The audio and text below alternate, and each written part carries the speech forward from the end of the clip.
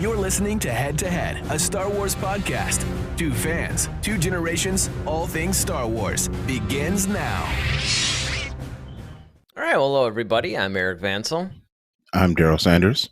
And we're your hosts for this show. So it's been a minute since we've been on a Monday. It's been a few weeks, and actually Friday, was our first show in a couple of weeks too, actually. And honestly, today almost didn't happen because I ended up getting a migraine earlier in the day. So, fortunately that has subsided enough that I think I'm good to go, at least for a while. We'll see. Hopefully it doesn't come back. But you didn't come here for the migraine. You came here for the Star Wars.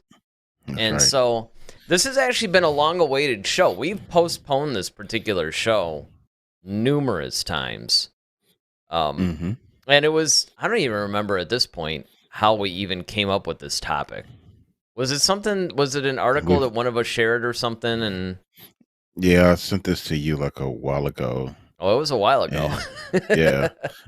Because this thing actually, I remember, and that's why, to be honest, I'll even be surprised if we have any live viewers today, because we have postponed this show, this particular one, probably for about a month. We've done a couple of the Friday shows. Like, it had been 2 weeks or something like that since we had a Friday show, but the Monday shows were taking a really big hit due to scheduling, various health things. I think you even had a migraine at one point, so I mean, we really took a hit. But this is a really interesting topic, because normally if something, like if we have to postpone something too many times, so many things happen in Star Wars that it's just like, all right, man, let's just move on to something else. But this, I thought, was a really interesting topic, and that is, when we're dealing with Sith Lords, and I actually started watching a bunch of other YouTube videos and, reading some stuff in preparation for this, because, I wanted to basically see what angle they were approaching this, because, obviously the word heretic actually, I mean, it's usually like some sort of religious blasphemy kind of thing, but it could also be defined as, at odds with something, whether it's whatever's generally accepted. So it's at odds with whatever is generally accepted about a particular thing. So obviously, in the context of what we're talking about today, and by the way, Ronaldo's joining us. Hey, Ronaldo. It's good to see you back. We missed you on Friday. Hopefully you were able to see Friday's show. And so Ronaldo's asking us, he's like, well, what exactly is a Sith Heretic? Well, glad you asked. You came to the right place. So first, like I said, you have to look at, well, what is a heretic? And it's basically, again, somebody that is going against what is generally accepted. Okay, so in the idea of the Sith Heretic is somebody who is obviously going against what's generally been accepted or anything from that. And a couple of the things that are just sort of the main talking points, I guess, because even Vader was kind of like, okay, man, this is heresy or whatever, when he was actually addressing certain things in the comics. One of the things that's different is that Palpatine had a really huge obsession with the Jedi. Now, of course, this allowed him to overthrow the Jedi ultimately, where other Sith Lords had failed. But one of the ways that this was somewhat of a heresy is the fact that Sith Lords really thought that they were way above the Jedi. They only really dealt with the Jedi when they absolutely had to, and honestly, they didn't care about them at all. They didn't care about the Jedi Order. They didn't care about any of that stuff. It would almost be like, I think one person, I don't remember if it was something I read or something I watched, but one person basically looked at it as if, somebody developed an obsession with a particular ant. That's pretty much how the Sith Lords would have viewed this. And of course, in spirit form, since we know that Siths live on in some form of spirit form, they really weren't too happy about Palpatine's complete obsession with the Jedi.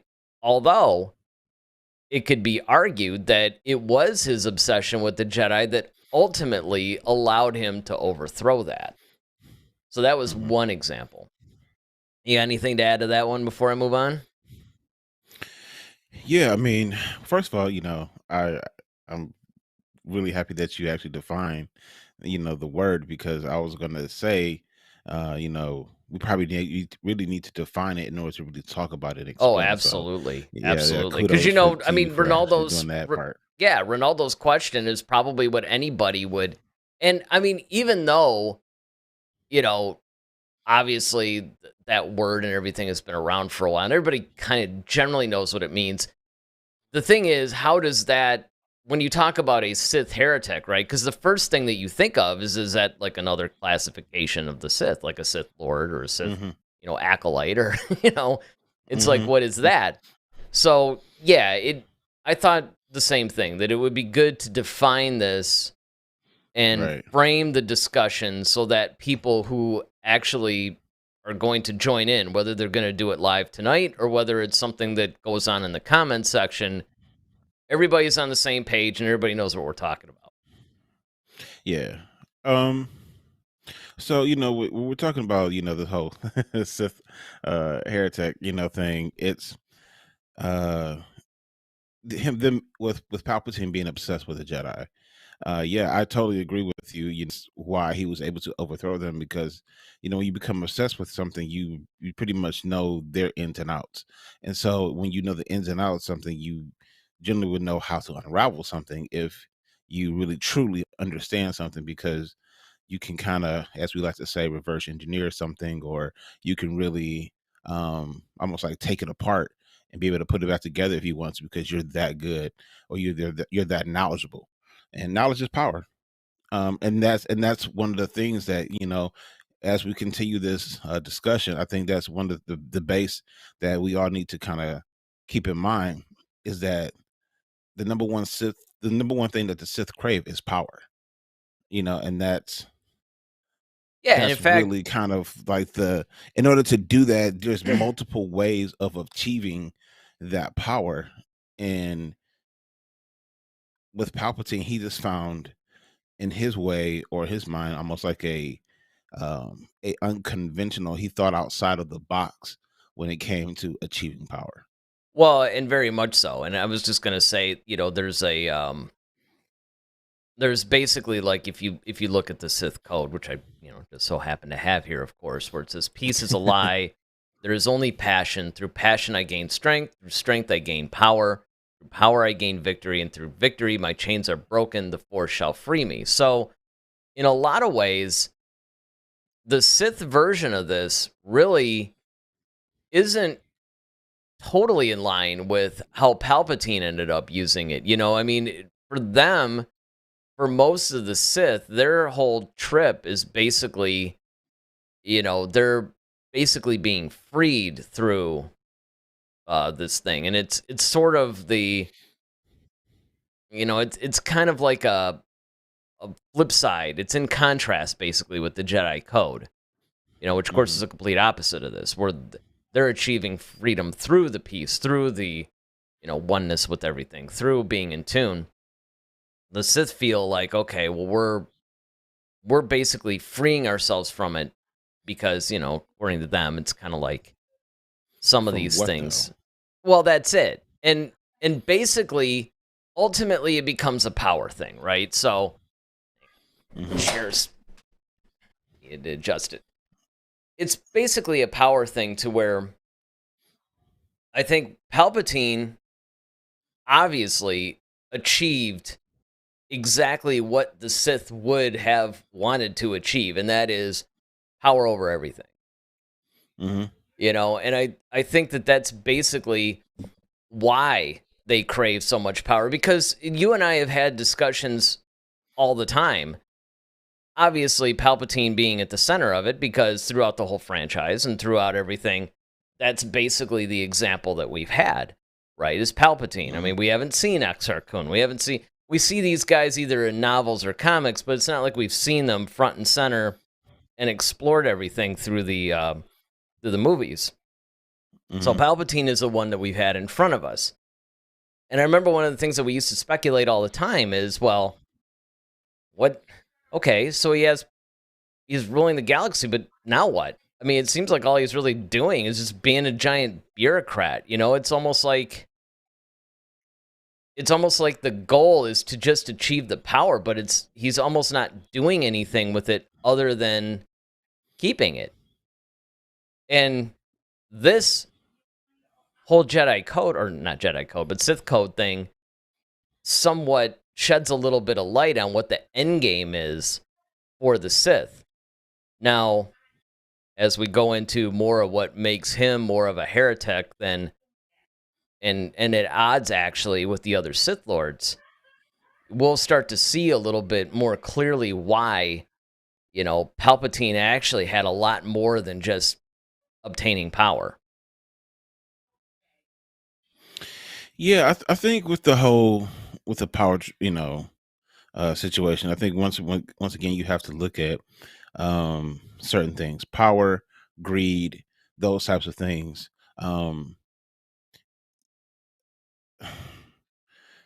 You know, one is too many, and a million isn't enough. If I can Mm. use that, Mm-hmm. colloquialism. Um, the problem with people who crave power is that you can never get enough of it. Yep. You're always searching to obtain more. It's almost like uh, somebody on drugs who's chasing that high, Or money. and well, yeah, same thing. Money's the same way. Yep, and that falls under greed, right? Mm-hmm. And so I think, excuse me. So I think that with Palpatine, his whole deal is, I think he really wanted to be free free from constraints of anything, almost to be a god. I think that's essentially, like, that's what I'm reading out of it. Yeah, It's that's a essentially, good. I want to Yeah. be a god to the point where, like, there's nothing that can touch me, nothing that can harm me. I have ultimate power. I am free to do whatever I want to do. I'm not bound by, politics or bureaucracy. I'm not bound by, and I think that's the reason why he was so obsessed by the Jedi, is because they're the only other source of power that could rival his.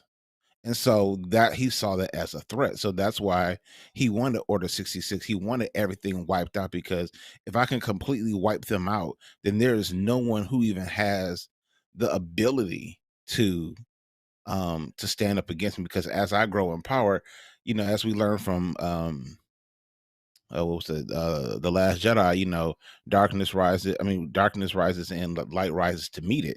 Well, if there's nothing to meet it, then darkness always prevails, because there's nothing to balance it out. There is no balance in the force. It's just only dominance. And I think that's where he was basically trying to go with it. Where I think his ultimate power was, I want to dominate everything, including the living force, and to be able to have that type of grip on things. I mean, essentially, you are a god at that point. Well, and I think that, that goes into really the mistake of the philosophy of the other Sith Lords that maybe disagreed with him, and by definition, essentially made Palpatine a heretic because he was by himself in that thinking. But it was probably correct in that, you know, the other ones, the other Sith Lords basically just thought they were so far above the Jedi that they were like little bugs. They didn't even matter. And yet, the Jedi defeated them. Mm-hmm. Whereas Palpatine put the Jedi, I think, in their proper context and said, these guys are not just mere bugs that are, Mm-hmm. I mean, he placed no value on them. But one of the interesting things about Palpatine, especially in the limited research that I was able to do, was the fact that, and of course, this is obvious, even if you see just the movies, much less beyond that, is that he really studied. I mean, he went even further. He studied the Jedi code. He learned the Jedi way. It was Mm-hmm. almost to basically be able to figure out a way to undermine them from within and basically collapse them. Mm-hmm. Obviously, meeting Anakin was able to speed that up a little bit, probably, but they were already well on their way anyway. And then, of course, he was using the dark side to cloud them. And so I think you're right. I think that ultimately what we see here is that he's basically like, okay, going by Snoke's thing, you know, darkness rises and light rises to meet it. Well, if there is no light to meet it, then darkness prevails. So I think that, you have something here. Let me get to a couple of these chats with Ronaldo. He says, I understand that a heretic is someone that breaks the rules or follows other rules that are not part of a certain religion. And yeah, and this kind of goes into that whole thing where, either a religion or an organization or anything like that that has a basic code or some sort of a guidelines, rules, or something like that. Right. Even the Sith. And I think a lot of times we forget that there is a Sith code.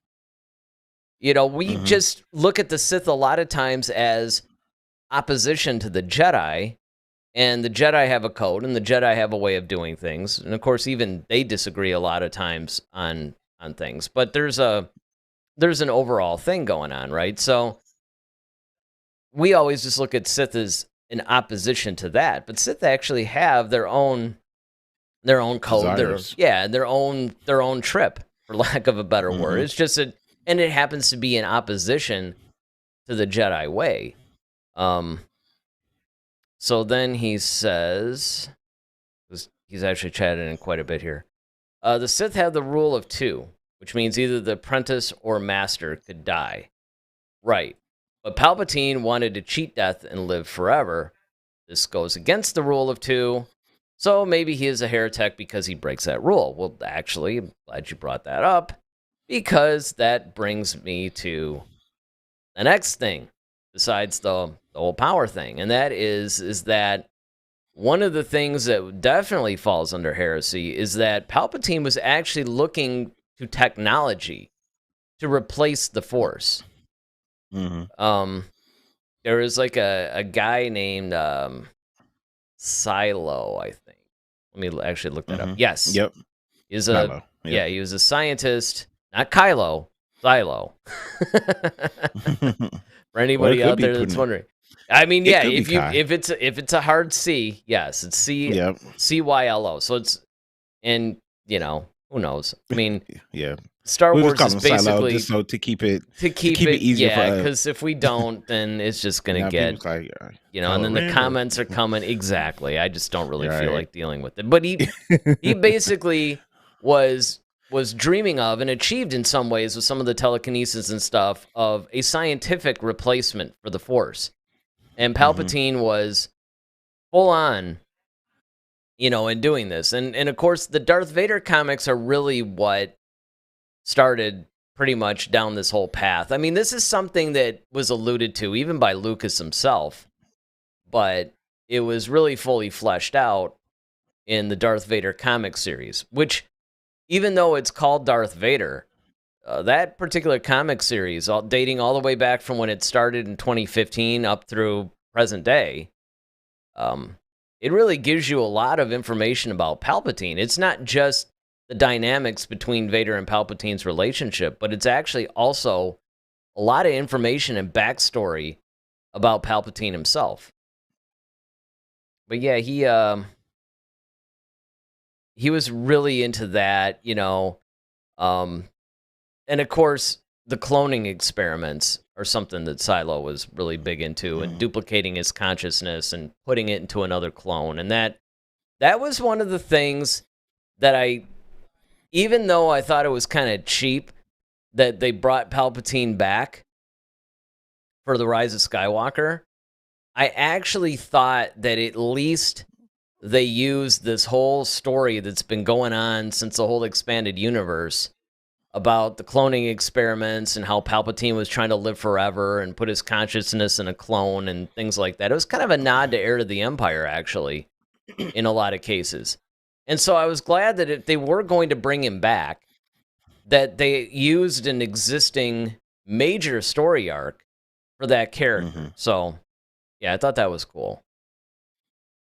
Yeah, I mean, it was definitely, at least it actually had some, it was rooted in source material, as opposed to just something that someone just, let's bring Palpatine back just for the heck of it. Like, but see, this is the part where I understand the psycho, if that makes sense in this particular situation. So I understand really what Palpatine was trying to do, and I understand why. And honestly, had I been, if this was real, first of all, and I lived in that time period where he was, kind of starting to do this, like I could kind of see his point because once again, if you are trying to, like, as a Sith Lord, your purpose in life is to gain as much power as you possibly can if you're following the Sith code. Mm-hmm. So your power ends when you die. Well, the ultimate sign of power, once again, going back to that godlike complex, is to be able to cheat death, to be able to actually defeat it. Once again, that is an enemy, as they said in the Sith code. Like, okay, passion is the only real thing. Passion leads to power. Power will free us over our enemies. Death is an enemy to them. This is why they always have, that, even with the rule of two, you have one apprentice that you have an apprentice that's craving the power, and you have a master to wield it. And of course, they know that the apprentice is going to try to kill them, but it's like, it doesn't matter. If you allow someone who's weaker than you to kill you, then you're not fit to live anyway. So you don't even possess Well, but enough here's power to really do that. So that makes total sense to me. yeah, I mean, I think the only problem that I have with some of this is, and again, this comes from the fact that the franchise is getting older, and it's not like you're gonna look. There's gonna be that leaky bucket plot syndrome going on where you can't really freeze everything in like a very rigid and ultimate continuity. You Mhm. can't. I mean, unless you really set out to do that and stick to it. Because, and I'll give you the example of where I'm going with this. Basically, in the Aftermath trilogy, which keep in mind it's canon, Mhm. they revealed, which I thought was actually a really cool thing, that Palpatine had basically decided that if he had died, or if he died in any way, that the Empire didn't deserve to go on. Mhm. So it kind of flies in the face a little bit of this whole thing that he was doing. I mean, I guess you could spin it in the whole idea of, well, okay, if I'm successful, cool, then I'll continue my reign. And the sequel trilogy does sort of address this.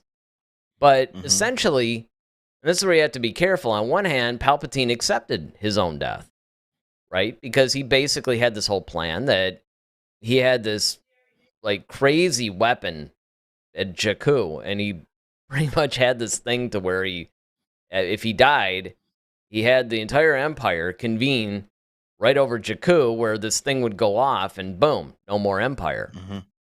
And Mhm. so I think that the brilliance of it, though, is when they introduced the sequel trilogy. I think a lot of people were confused. Well, wait a minute, now you got this First Order thing. What's going on? Why don't they just call it the Empire? Well, I think that, and even though this is completely by accident, in my opinion, because we know the sequel trilogy wasn't planned at all, and in fact, if it had gone the way it was even originally planned, such as it was, that Colin Trevorrow would have been doing episode 9, and there would have been no Palpatine. So you Mhm. can't credit Lucasfilm or Disney or anything like that for any kind of foresight.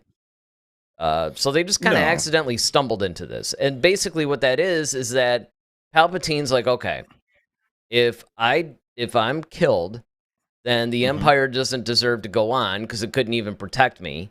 So I'm going to wipe it Right. out.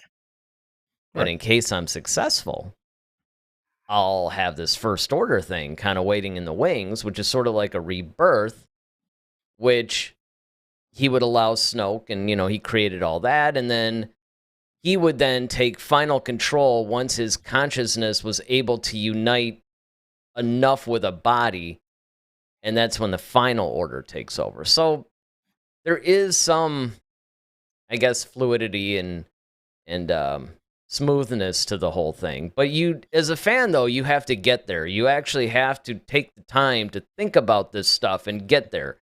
It was Well, completely see, by that's accident. That's the thing though. I mean, that's what makes, I mean, if we're just going based upon universe, like that's what makes Palpatine like such the greatest Sith Lord ever, is because like his careful calculations of everything, like, and his contingency plans for everything. Like, okay, yeah, I get it. The fact that, okay, if I were Palpatine, yeah, I can't say I wouldn't feel the same way. Like, okay, if I die, I can't have anybody just take this over, especially um at that time too. You also think about it, you had the most, because even he said it, multiple times to um he definitely said it to Yoda, but he even said, I forgot who else he said it to, but he was basically saying, Darth Vader would be powerful than, anybody. Because if you think about it, once again, Vader being that was a gift horse in the, for him, because he's like, all right, look, I'm already super powerful just by myself. But then I also have the son of the Force on my side, as it were, at the time, at least. So For a time. for a time. So at that point, like I should be unstoppable. Like, because I'm like game set match here. You know what I mean? It's just like, who's really gonna take out the both of us? And even if Vader does successfully defeat me, okay, one, he's a worthy opponent enough to do it, because one, for Christ's sakes, he's the son of the Force. So it would make sense even if he were to defeat me. But the fact that he's on my side, he's probably going to inherit all the stuff that I've done to him, in him. I'm still going to be a part of him. Because that's why he's always, that's why he even said to Rey, and yeah, he was talking to Rey. He was like, kill me. Go ahead, because what only thing you're gonna do is extend what I've already got going on anyway. Well, and just not to cut you off, but this goes into a comment that Ronaldo just made. He says, so you think Palpatine could be considered a heretic in Episode 9 because he didn't want to cheat death anymore? He wanted the Sith to survive without him. But in essence, it wouldn't be, because what Palpatine had figured out between the time that, I guess, we leave him a little bit, I mean, we don't really deal with it a lot in the original trilogy. I mean, we don't even really see the Empire in person, or the Emperor in person, until the last movie, right? Return of the Jedi. Mm-hmm. But, so when last we leave him with all of his little experiments and stuff like that, and then, of course, the comics are pretty much picking up in between episodes 3 and 4. Well, by the time you get to episode 9, he's realizing that that's why he kept saying, I'm all the Sith, right? Because they're all kind of living sort of within his essence. Basically, Rey, being his granddaughter and being a relative, it's sort of like if she kills him, his spirit, and again, we could debate whether or not this is really kind of stupid or not, but unfortunately, whether you think it's a brilliant story arc or whether you think it's completely dumb, it is canon, so we have to deal with it. And that is, she kills him, his spirit then goes into her, and it's essentially he's living on. He's just living on through, the next person. Now, what's really interesting about it, and to be honest, it's one of those things where I'm like, well, I don't know, maybe it's, I don't really know how worth it is looking even into, to be honest, because it doesn't really, I'm into like getting into stuff that really enhances my enjoyment of the films. I don't know if this would actually enhance or take away from it, to be honest with you, but you can, if Rey had killed him, and I guess from the purpose of Star Wars discussion, this is good. If Rey had killed him and he had then, his spirit had entered into her, you have to wonder, in his mind anyway, does that mean that he essentially takes her over? Like, does she become a host for him? And she's no longer really Rey. She's kind of Palpatine, but as a chick.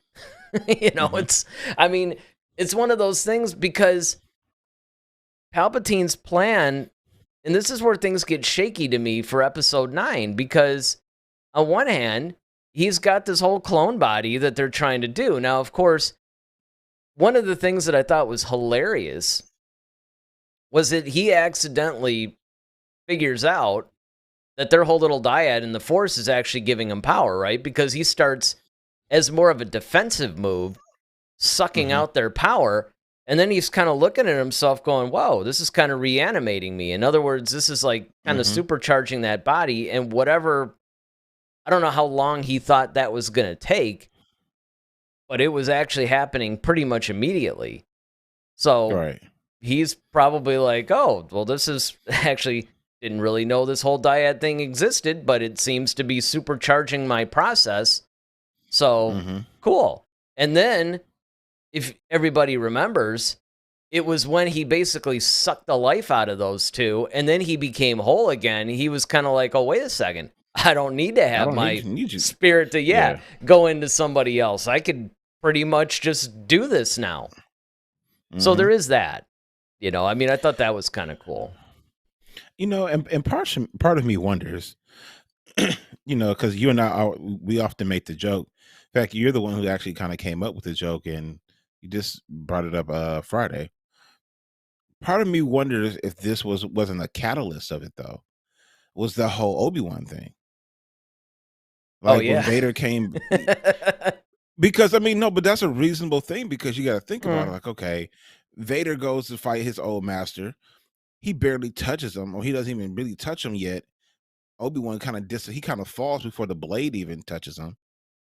And then that's why Vader's kind of like, okay, stepping on the cloak. Like, is this some weird Jedi trick? Like, should I be concerned or what? You know, he's probably had to go back and tell Palpatine, you know, like, yeah, I confronted Obi-Wan. You know, he's like, well, did you kill him this time? Well, yeah, how did it go? Yeah, exactly. How'd it go? And then it's like, well, Master, it seemed like he might have just disappeared. Yeah, it's like the good news is I think he's gone. But I don't know how. You know, he gave this. He started saying this whole like, well, I'm gonna be more powerful than you could possibly imagine, and then he disappears. So I'm not sure, was that just talk, or is he really onto something? Do you know anything about this? Have you ever heard of this before? Well, and this what brings it up. So we were talking about earlier about how Palpatine studied the Jedi. Remember, he said, you know, all right, well, more training I have for you, you know, from beyond the grave, you know, Qui-Gon. So was this a secret that was able to be kept from Palpatine? Because essentially, like, no one had heard about a whole Force Ghost thing until, you know, what was it, episode 3, when Qui-Gon was actually talking to Yoda. I'm sure Yoda didn't, you know, he didn't have the trick down then at that moment, but I'm sure he probably was like, okay, yeah, we both need to learn this whole little trick that Qui-Gon stumbled upon or whatever, because, you know. Yeah, you know, it you see what I'm saying? Like, as a programming note here, I really hope that they deal with this a little bit in the series, because I mean, I get it, and it's sort of like, it's kind of like a lot of things in Star Wars. If you don't think about it too much, it's pretty easy to accept. But if you start using your brain a little bit, you know, some red flags might come up. Because here's the thing. It's like, when did Qui-Gon stumble on this? See, I kind of like the fact that in Master and Apprentice and a couple others, well, no, but I mean, if you think about it, Master of Apprentice, and even a little bit, I think they even dealt with it in that weird Dooku book that was kind of like a TV script. Oh, yeah. Lost something. But if Jedi Lost. Yeah, that's it, Jedi Lost. But if you actually read those two books, and then you read some other stuff, you know that Qui-Gon was very much interested in all the Jedi texts, and he was really studying all this stuff, which I'm thinking is probably foreshadowing all of this, because you don't just stumble on this when you got a lightsaber through your chest. You kind of have to know what you're doing in order to execute this move. It's not kind of like, you know, he's going to be on Tatooine with Obi-Wan in spirit form going, okay, well, check this out. You know, when, by the way, it took you forever to get through those force fields, but while I was being stabbed in the chest by Darth Maul, I kind of did this little, you know, thing, and now I'm a Force ghost. And, you know, I mean, you can't. Surprise. Yeah. Something, I'm thinking that something in his studies early on, he probably stumbled upon something that he was able to then enact, upon his death. Now, again, you only get one shot at this. I mean, it's not like you can Mhm. practice this becoming a Force ghost thing. And once he was able to successfully do it, I'm assuming, based on what Yoda said at the end of Revenge of the Sith, like, hey, check this out. Your old master kind of found this really cool thing. And so Mhm. we're going to teach it to you. And again, it's not something you can practice. So it's got to be something that is fairly easy to execute once you're able to do it. Because if you think about it, like all these guys started doing it. And then, of course, there's the Well, thing yeah. that you brought up once. Well, how did Anakin learn it? He pops up at the end of Return of the Jedi. It's like, well, dude, you were like Darth Vader like 10 minutes ago. How did you suddenly get this knowledge? Well, see, I think once again, I think in his case, he kind of returned to his original state, which that makes that his and think about it, I mean, it kind of Well, makes a didn't you little say like the sense. child of the Force thing? So it's almost like he didn't have to learn the Yeah. technique. It just kind of Yeah, he's kind of just automatically. I want to say grandfathered into his own self, but yeah.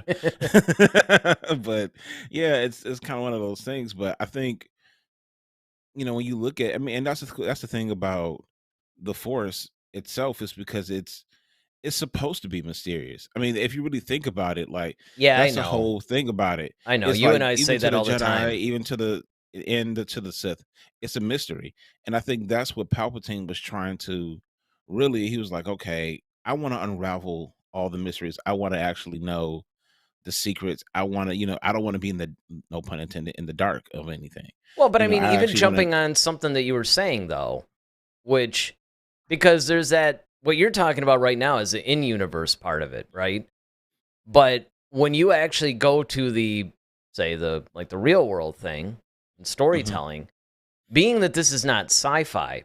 See, with sci-fi, you Right. have to explain all that crap. With fantasy, you Mhm. don't. And in fact, it probably Mhm. works better if you don't, to be honest. Right. That's one of the things that I really liked about the original trilogy, and you and I have talked about this a million times, is that Mhm. Obi-Wan's, even more so than Explanation. Yoda, his explanation of the Force to me was spot on. That's really all you need to know about it. This whole thing about, okay, we got to do a blood test and how many midichlorians do you have and all this. I mean, that's like, I mean, now you're trying to make it sci-fi. And even though I guess if you look at the Grogu part where it's sort of like, and again, one of the things that makes this whole Palpatine thing interesting is that the Palpatine story arc kind of is sci-fi-ish, right? He's looking for scientific ways of duplicating the Force. It's almost like that's the sci-fi element of the sci-fi fantasy franchise. But you got to be careful Ye- how far you go into it, though. Yeah, but and I think once again, I think what Palpatine was trying to do is he was trying to find uh other ways around certain problems, and he used technology to gain that edge Mm-hmm. in a way. And I think that's really what Palpatine's whole ordeal was that like he always wanted to have the upper hand. Like even the whole fact of right the whole Death Star. Okay, just creating a weapon like that, which is essentially is bleeding a crystal, which to create a Sith lightsaber, right? Well, that's kind of what you're doing to this giant, mountain-sized crystal or whatever that you have mounted in the Death Star. Is that okay? I wanted to convert this into making this super powerful weapon that generally is used because of the Force. Like the Force usually is like, okay, I pick the crystal, or me and the crystal kind of talk to each other. It sings to me or whatever, and I go find it, and then okay, I put it in my lightsaber. And then boom, now we've made this Force bond and connection to it, and it's a part of me as much as I am a part of it. So you get that at least from the Jedi perspective. Like, okay, that's why Obi-Wan's always like, "This is your life," which I understand now. Like, it makes sense now Yeah, that I even though understand when how they Lucas wrote find. that thing, that wasn't even a Of thing, but course, right? yeah, it Exactly. works. It works. I mean, like so many things in Star Wars, it works.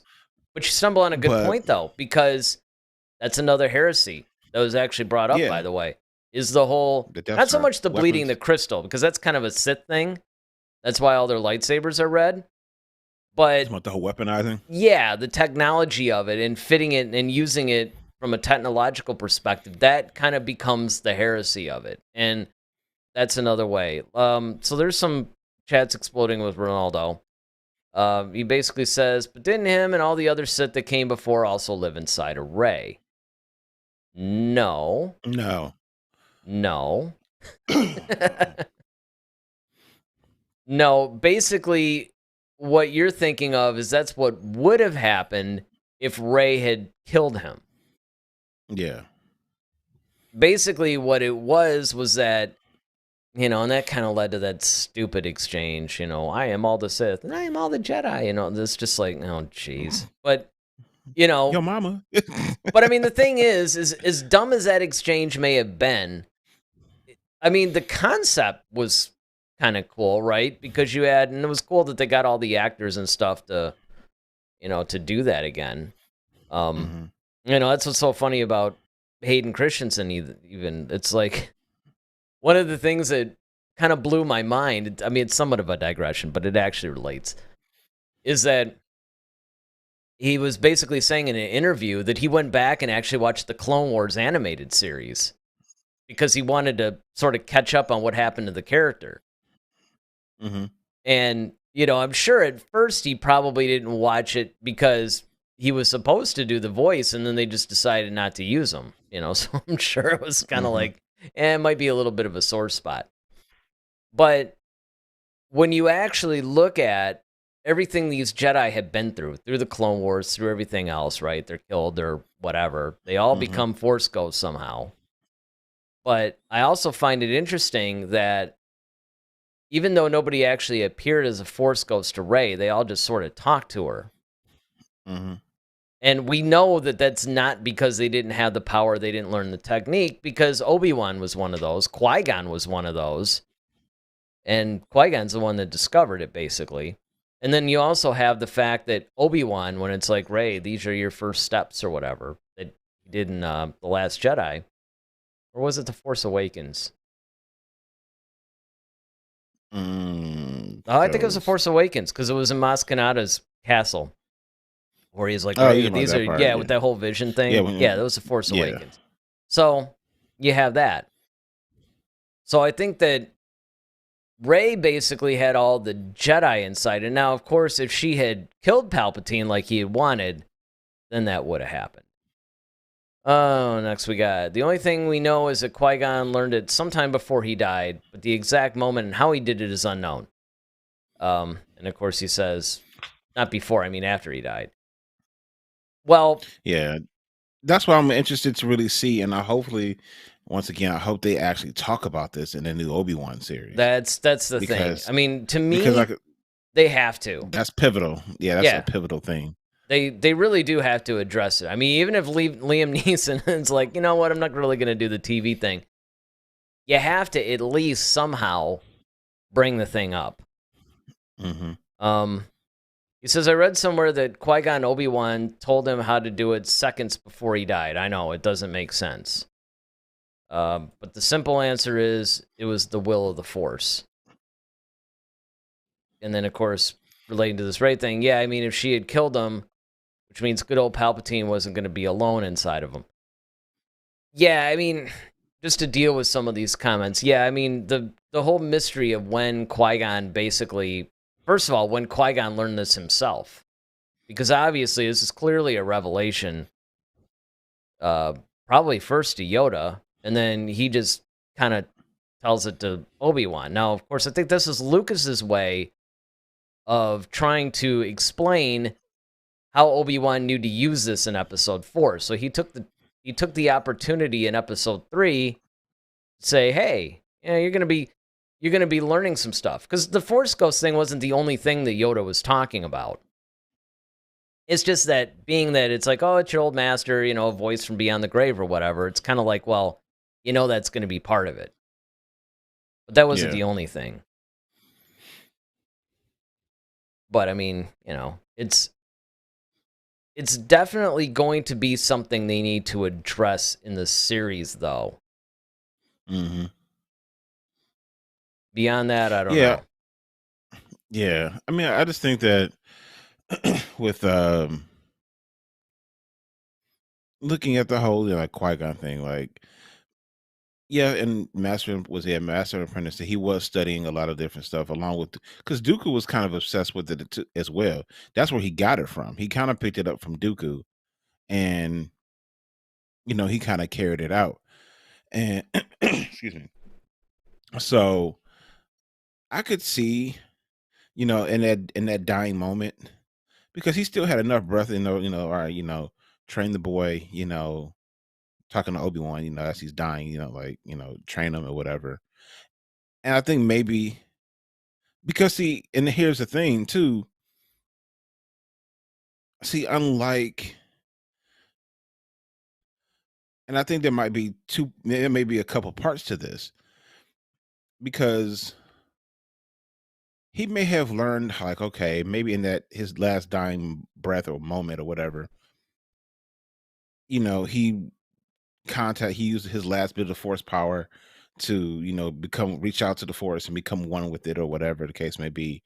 And that's how he became he was able to become a force ghost. However, I think, and this goes to your point, Eric, is the fact that, honestly, we don't know if you can practice it. And I say that because of this, is that, see, when Qui-Gon did it, he came as a voice from beyond the grave. One, we never saw him in spirit form. We just heard his voice. Mm-hmm. Maybe once he got into he became one with the force, he realized, oh, you can do more with this. Let me tell Yoda and everybody, and he could tell everybody else about this. I didn't have that advantage, but now that I'm here, I have it. Because when we see it in Revenge of the Sith, no, I'm sorry, not Revenge of the Sith, Phantom Menace, remember, he was cremated. So it's not like he disappeared. But see, like Yoda gave up, he was sick, he was old and weak, and he just like kind of just he kept saying, rest I must, and then he eventually just allowed, he's like, I'm dying, like I know I'm dying, so let me just go ahead and just Yeah, tell and you what I Luke, need to same tell you. thing. Luke did the same thing. He actually released himself to it, and so did Obi-Wan released himself to it. So that's different from how Qui-Gon Well, died, because that's true. it's not And like Vader, too, because Vader yeah, didn't release and himself. So what you're saying, basically, is that they're going to become Force ghosts no matter what, but you can maybe trigger the whole thing, and that's the technique to learn. yeah, You like you can can essentially actually give yourself up to the Force. It's almost like some mhm. sort of weird Force suicide in a way. Well, you it's kind know? of like, I mean, and it kind of goes in line for those who fall into the Christian religion, but everybody knows. Well, people have talked about, like, when Jesus Christ died on the cross, he hung his head, he gave up his spirit. So it's kind of like the same thing in a way. Like he just Yeah, released except the him. Like difference is that with the Jedi, their bodies disappear too. exactly, their whole And maybe essence is that kind of is, just. and maybe that's the differentiation, right? Because we always Mhm. thought that maybe it was a matter of or something like that, but it could very well be that the difference is, okay, Qui-Gon, some of these other Jedi, because look, Mace, all those guys, right? They were killed Mhm. in battle. Right. Mace, we don't know about yet, but Exactly. some of the other guys, they were killed in battle and they didn't disappear. Yeah, because you So might not have time to do that. well, that's the thing. Like, They're not. It's well. I you know think what I I mean? think you actually hit the nail on the head, though. I think that it's a difference between, are you killed or are you releasing yourself? Right. Saying, okay, I'm done, because Mhm. that would basically be, that would especially explain Obi-Wan's thing, because that he basically kind of did the whole thing where he's just like, okay, I'm just gonna get ready for it, and he just does it before the lightsaber has a chance to strike him. Yeah. Even though the way that it was shot and everything, that we just thought that was the effect of a lightsaber, that as soon as it hits you, you just Mhm. vaporize or something. But Right. then later on, and especially, when the prequels hit, That's because, not the case. yeah, you find out that's not the case. And I think really that stumbles on it, more than anything. Ronaldo says, I have a question. When he talked to Yoda, he said that he didn't finish his training, and that's why he wasn't a Force ghost. When who? Talking about Luke? Yeah, I was about to say that. Yeah, I was about to say who is he referring to? Well, let's see. He says, but he saw him in the Mortis arc as a Force ghost. I noticed this when I rewatched the Mortis arc recently. I think he's talking about Anakin. Yeah, it could be Anakin. When he talked to Yoda, he said he didn't finish his training. That would have been... Because the only Mortis episode, Mortis was the Clone Wars. Well, so yeah. Luke wasn't even around then. Well, the only time I ever remember... Oh, he's talking about Qui-Gon. Oh. He's talking about Qui-Gon. Yeah, because Qui-Gon was a Force ghost in the Mortis arc. Oh, yeah, he was. Yeah. Yeah, well... Plot hole. Yeah, no, I mean, again, you have to sort of look at this. So is it a contradiction? I don't know if it's necessarily I mean, I guess it would appear as a contradiction. But I mean, the thing is that, again, this is one of those things that when a franchise starts to get old enough, right, you get different people have different ideas and they rewrite stuff. Look, this happens in the comic books all the time. They actually have different series, But even to that point, though, like, okay, the Clone Wars happened, but when he talked to Yoda, like, what was it? Well, that's true. That would have been after the Clone Wars. Because Episode 3 is the tail end of the Clone Wars, so it's done. So that is a good point. It's kind of like, well, by that point in time, at the end of the thing, when Yoda's like, hey, more training I have for you or whatever, Ronaldo says, because he said he wasn't a Force ghost, but we just saw him as one. Well, that's what I'm saying. Like, I'm just talking about that particular moment, like when he was speaking to Yoda. But, I mean, let's face it, like, you don't always have to appear because, for example, Obi-Wan, he didn't appear to Luke in A New Hope. Like, right after that, he was like, run, Luke, run. I mean, he wasn't standing there telling him that, or when he was in the X-Wing flying around, the Death Star, he wasn't, as a little hologram inside the cockpit or anything. Like, he didn't appear. Fantastic. That would have Luke probably would have just crashed into a wall if he had seen that. He didn't right over there with Porkins. Like, like trying to hit the thing, like, get it off like it's a bug or something. Like, whoa. The heck is that? But no, I mean, he really didn't appear to him until like he yeah, but he says, I mean, when he talked to Yoda in season 6. And here's the thing you also got to remember about season 6. Season 6 is actually not an official season. It was essentially the Clone Wars ended in season 5. It was supposed to go on, but Lucasfilm was sold to Disney, and they basically just cut off the Clone Wars right then and there. But there was a bunch of unfinished episodes. There were scripts, and there were some episodes that were still in various phases. So what Lucasfilm did was they went in, because remember, the Clone Wars seasons were almost like the traditional TV ones. They were like 22, 24 episodes or something like that. Mm-hmm. They had, I think it was like 12 episodes or something, if I remember correctly, in that they had to where they were able to finish those up and put those out. And then there were other things like the Dark Disciple novel, the Jedi Lost novel, which is why it's kind of weird and has that TV script vibe, because that's what it was. They were actually unfinished or unproduced Clone Wars episodes. Yeah. So, you have to take season 6 with a little bit of a grain of salt. Ronaldo goes on to say, isn't it? That's when Yoda learned how to become a Force ghost.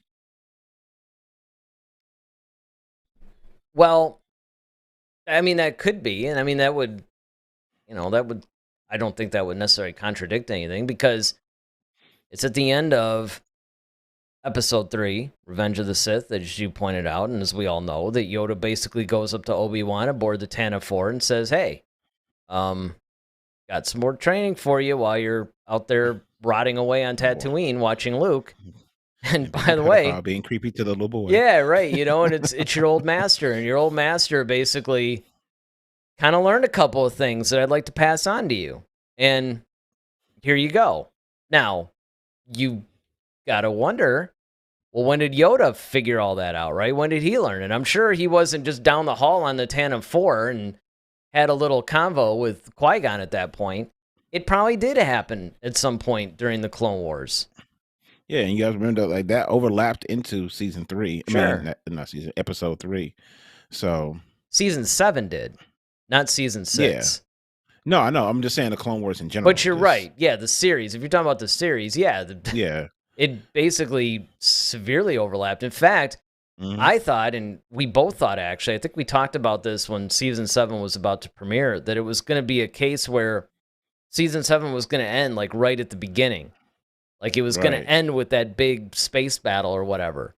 But no. It went almost towards the end of the whole thing.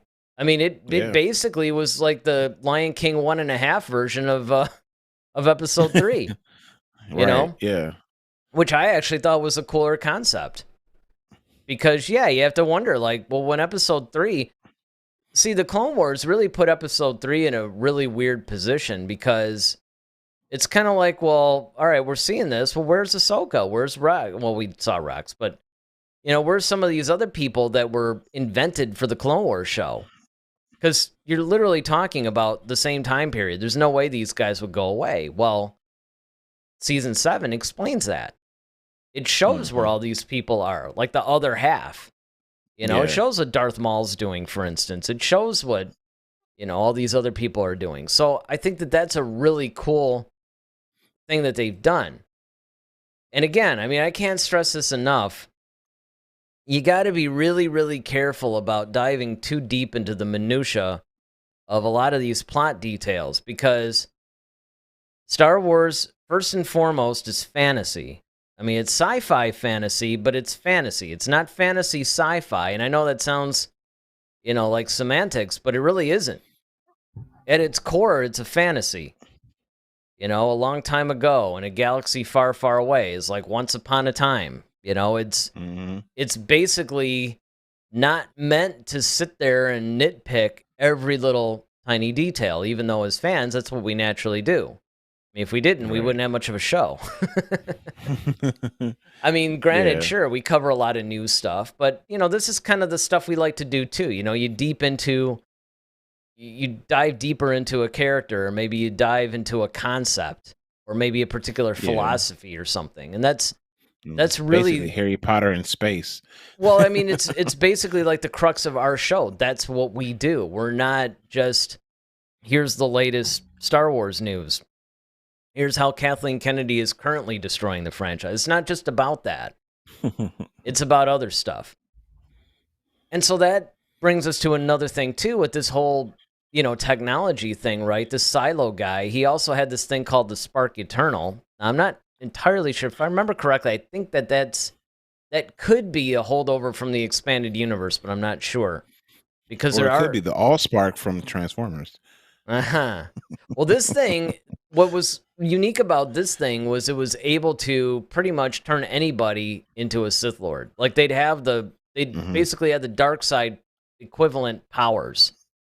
Yeah, they'd be imbued with the dark side. Yeah, it would basically make them equal to a Sith, and it's like, and I mean, so let me see if there's anything, yeah, it's just more of this whole, I'm kind of referencing this article for some of the finer points, which if you want to look at it, by the way, it's on screenrant.com. It's, credit where credit's due. A lot of times, we'll source, because again, we're not like a Star Wars news organization. We're a discussion show. So pretty much we're doing the same thing as you guys. we read stuff, or maybe we watch somebody else's YouTube channel and somebody brings up something interesting and we talk about it, and that's what this is. So yeah, then there's a whole like his experiments, Palpatine's experiments, even the Empire's experiments to weaponize the kyber crystals, which we talked about. So that's basically what it comes down to, and what makes Palpatine considered to be a heretic among the other Sith Lords, and why, quite frankly, the other Sith Lords really weren't too crazy about him, because they could see what he was doing as they were in spirit form, and they really weren't in too much agreement, even though, arguably, he is the most powerful Sith Lord that had ever lived, and he succeeded where the others failed. So, I mean, on one hand, they may not necessarily like his methods, but the results... Yeah, I mean, he basically got the results that they had been trying to achieve, so it's... I don't really know how much you could really, bag on the guy. It's just one of those things where I think you just have to... I think if it wasn't for Luke, he would have did it. He probably would have accomplished everything. Oh, yeah, probably. If it wasn't for Luke. Probably, yeah, because it wasn't like Vader was going anywhere. I mean, of course, one of the interesting things that you get with Vader, though, is the fact that you see how, Vader basically was trying to overthrow him at every possible turn. We all thought that maybe the impression that the original trilogy gives is that Luke is kind of the first guy where he's like, hey, you and I are pretty much powerful together. We could actually overthrow the Emperor. Well, he's been trying to overthrow the Emperor since the first day he was in the suit. Once he realized what he had done, and, that he was kind of sorry about it. So, I have to check and see if my comics are... There's been a bunch of comics that naturally I subscribe to, but they've all been, like, pushed back or whatever for whatever reason. So I have to see if any of them have popped up yet, because they really do give a lot of insight into this stuff. So, to wrap up, I mean, if you guys are really into this kind of thing and you want some more information on possibly what makes Emperor Palpatine a heretic, first of all, more than welcome to go to that same ScreenRant.com article that we read that is essentially the basis of the show. And there's others that were like it. I know when I typed in Palpatine a Sith Heretic, a couple of different things popped up. But the other thing you can do is actually go and read the Darth Vader comics. Read some of the stuff with the Crimson Dawn stuff, like Crimson Reign, which is the sequel to War of the Bounty Hunters. That's a good one. Read the Lords of the Sith book. There's a lot of new canon source material that you can use to get the information. So you're definitely going to want to do that. As for Friday, I don't know, there's a lot of stuff floating around. You got any idea what you want to talk about on Friday that we can preview? Well, let's see. Let me go to my... go to your special notes in your handy Oracle. And while he's doing that, don't forget to hit that like button and hit that subscribe button if you haven't done so already, because it really does help the channel, and it, keeps us afloat. Keeps us talking Star Wars with you guys. But right. Well, Friday. Oh, I'm sorry. Go ahead. No, go ahead. I've just been killing time until you were ready. I could say we could talk about Darth Vader came closer to killing Obi-Wan than fans ever realized. Oh, that might be fun. Yeah, maybe we could do that one. It's kind of a precursor to the Obi-Wan show. Yeah, I mean, coming out May honestly, 27th. this is May, right? And so we got, or as the new meme, this is the May. Oh. We're coming up on, this is May 2nd, 2 days. We got, of course, the May the 4th. And then, Revenge of the 5th. Yep. And so I think Friday is what? Is that the 6th? Yep. So we're missing all the major Star Wars holidays. But yeah, I mean, given that Obi-Wan is premiering at the end of the month, so we're pretty much right up on it. I'm sure that a lot of the shows that we're going to be doing between now and then are going to be somewhat Obi-Wan centric. And then, of course, we're going to do the review. And was it Voyager that brought up the watch party thing? still looking into that. Oh yeah. So, I mean, if we could do like a watch party kind of thing and everything, that might be fun to do live. Maybe invite everybody that tunes in live to do it. I don't know. I'm still looking into it. We'll have to see. But yeah, let's do that. Let's do Obi-Wan got closer, or I'm sorry, Darth Vader got closer to killing Obi-Wan than we think. That's actually a good sequel to some of tonight's discussion. Mm-hmm. So, you're not going to want to miss that. So, remember, join us again Friday night, 8 o'clock. We'll be here. We'll be talking Star Wars with you guys. So until then, I'm Eric Vansel. I'm Daryl Sanders. May the 4th be... I almost said it. Wow, I said may the 4th be with you. Hey, but you know what? It is May 2nd, so may the 4th be with you. Always. Head to Head, a Star Wars podcast. Be sure to follow us on Twitter @HeadToHeadSW. Submit your questions for our next show. Visit our official website at headtoheadswpodcast.com. Until next time, may the Force be with you, always.